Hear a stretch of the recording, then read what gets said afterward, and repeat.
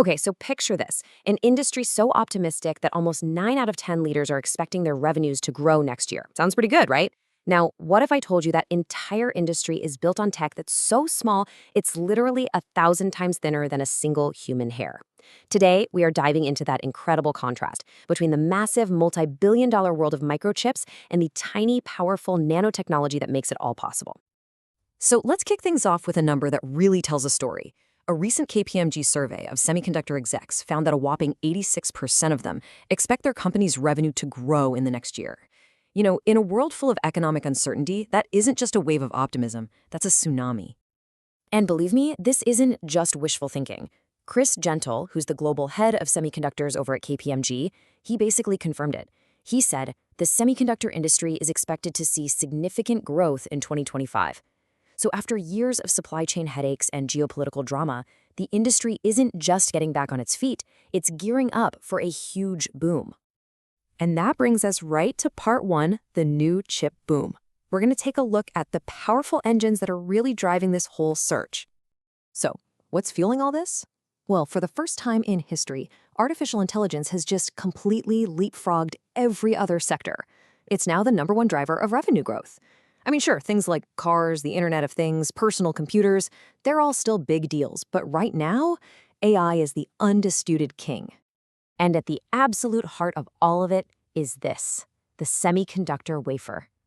This shimmering disk right here is the foundation for, well, everything. From the giant data centers powering that AI revolution to the smartphone that's probably in your pocket, this is where the magic of modern tech really begins. But, you know, this boom isn't without its storm clouds. Those same super optimistic executives, they're also facing some pretty serious headwinds. The top two challenges, tied for first place, are finding enough skilled people and, of course, navigating the choppy waters of global politics and tariffs. And right behind that is the constant threat of supply chain disruption. So this isn't just some simple story of growth. It's more like a high-wire act in a very complex and, frankly, fragile world. And this all brings up a really fascinating question. We've talked about the billions of dollars. We've talked about global politics. But what does this world-changing technology actually look like? You know, up close. So let's jump into part 2 and see how this all connects, the science of small. We're about to zoom in like way in on one incredible example of this technology at work. First, we got to get our bearings here. We are talking about nanotechnology. That means creating and using materials smaller than 100 nanometers. Now, to put that into perspective for you, a single human hair is about 80,000 nanometers wide. So yeah, we are operating on a scale that is just unbelievably small. So what in the world can you even do with something that tiny? Well, let's look at one really cool application, self-cleaning surfaces. Yeah, you heard me. Imagine a skyscraper that literally cleans itself.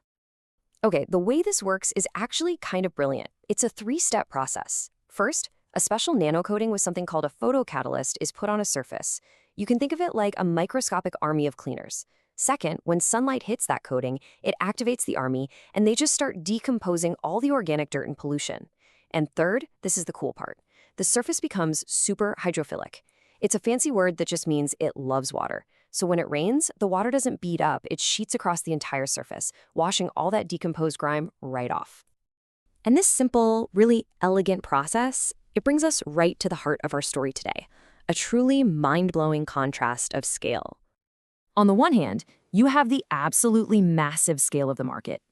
I mean, spending on AI semiconductors alone, the very chips that need this kind of nanoscale manufacturing, is projected to hit a staggering $174 billion in 2025. That is a global economic force of immense proportions. And then, on the other hand, you have the technology that makes it all possible, operating at a scale of less than 100 nanometers. Billions upon billions of dollars, all resting on particles that are 1,000 times smaller than the width of a single human hair. It's kind of wild when you think about it. But look, whenever we create something this new and this powerful, we have to start asking the tough questions. And that brings us to part 3, a question of safety. So here's the central tension, the real tug of war. The promise is incredible, right? Self-cleaning buildings, antibacterial surfaces, just better, more efficient products all around. But there's also a potential peril. What happens when these tiny engineered nanoparticles get released into the environment? Experts are starting to raise concerns about a few key things: the tiny size of these nanoparticles, their huge relative surface area, how well they dissolve, even their shape. All of these properties could have unknown effects on ourselves or the broader ecosystem. The very things that make them so useful could, potentially, also make them hazardous. And this isn't just some theoretical debate happening in a lab. Regulators are already dealing with this stuff. A few years back, a washing machine hit the market that used nanosilver particles to kill germs. And that prompted the U.S. Environmental Protection Agency to step in and ask a really crucial question. What happens when all that nanosilver washes down the drain and gets into our water supply? So, how do we move forward?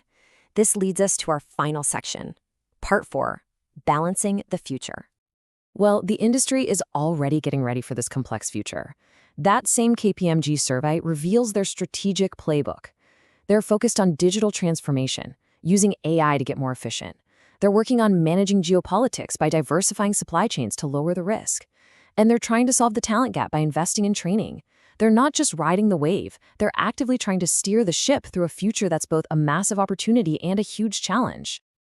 So where does all this leave us? We have a multi-billion-dollar industry boom built on technology at a nearly invisible scale that's also raising these profound questions about our health and our planet. It really seems that as our technology gets smaller and smaller, the questions we have to answer are just getting bigger, more complex, and more urgent than ever before.